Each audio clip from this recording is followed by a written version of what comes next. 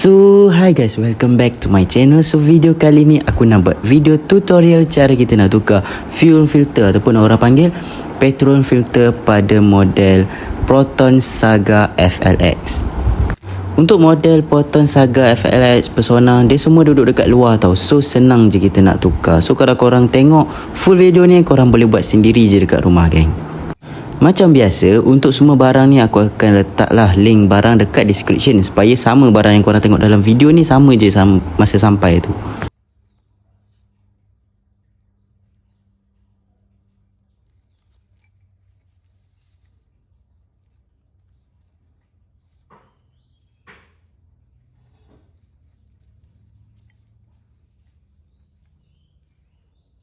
Okey, part penting bila kita nak pasang balik fuel filter ni, kena tengok dia punya flow tau. Jangan terbalik.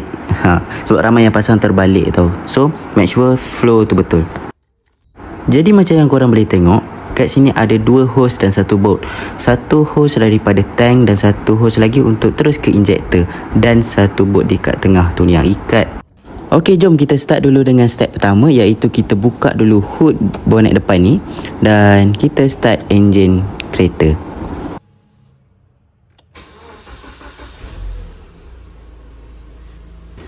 Okey, bila kita dah buka bonnet depan ni, kita boleh tengok ada fuse box dekat dengan bateri.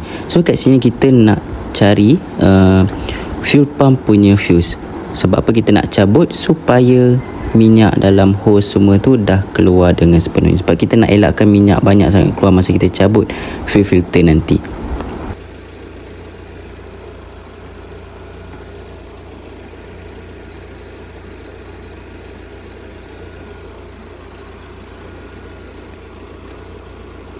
Kebiasaannya saiz untuk fuel pump ni adalah saiz 15. So bila dah jumpa, korang just tarik keluar dan tunggu kenderaan mati.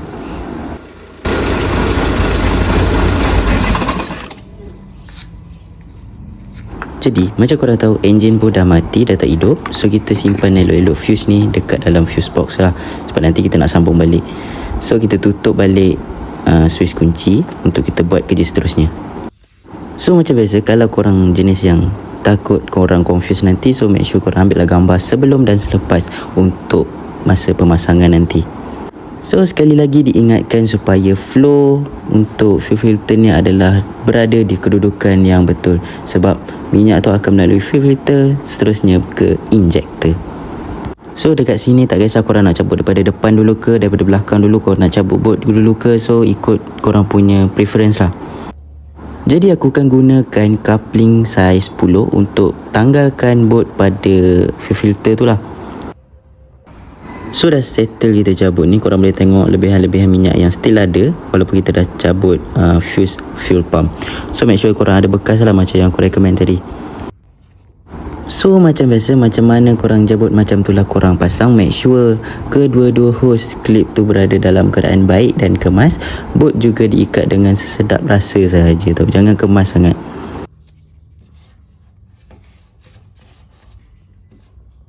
So bila kerja pemasangan dekat bawah pun dah settle, kita pasang balik fuse dan kita tutup serapat-rapatnya fuse box ni supaya tak masuk air.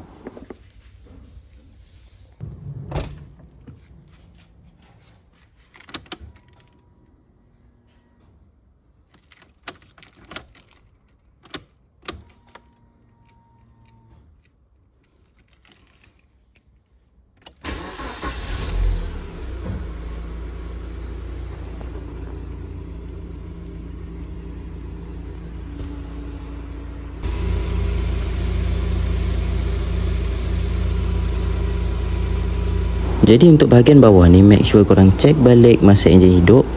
Untuk kedua-dua hose ni ada tak leaking, sebab kita tak nak lah ada leaking dekat bahagian hose ni. Okey, ni part yang paling best. Bila kita dah siap tukar, kita tengok betapa kotornya fuel filter ni, dan korang nilaikan sendiri macam mana minyak yang masuk dekat injector korang tu. Jadi bila dah settle ketuk, dah settle goncang, kita tengok apa yang keluar daripada fuel filter ni. So inilah apa yang fuel filter korang tapis daripada petrol tank korang. So kalau kotor lah fuel filter ni, kotor lah korang punya sistem pembakaran tu. Dan injektor pun mungkin akan berisiko untuk sumbat. Barang ni murah aja, korang boleh tengok sendiri harga dekat description tau. Di video kita pun dah berakhir. Korang jangan lupa untuk like, subscribe dan komen untuk next video.